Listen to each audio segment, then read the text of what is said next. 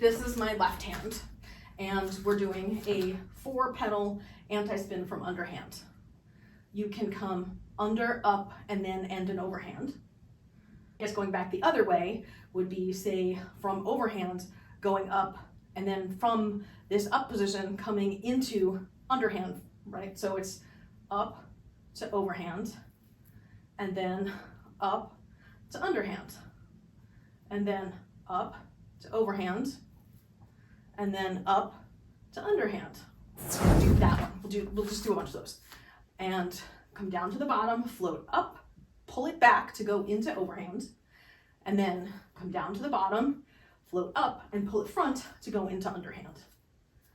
And from the bottom, from the front, then pull back into overhand, and then from the bottom,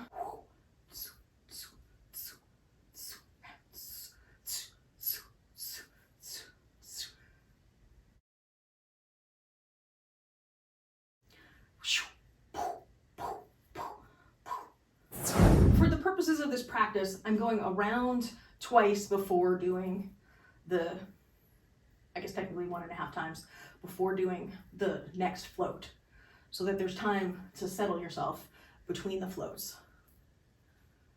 So bottom up, anti-spin pulling to the back in overhand, bottom up, anti-spin pulling to the front in underhand, bottom up, anti-spin overhand, bottom up, anti-spin to underhand, and bottom up, pull back to overhand, bottom up, pull front to underhand, and bottom up, pull back to overhand, and bottom up, pull front to underhand, bottom up, pull back to overhand, and bottom up, pull front to underhand, bottom up, pull back, and bottom up, pull front.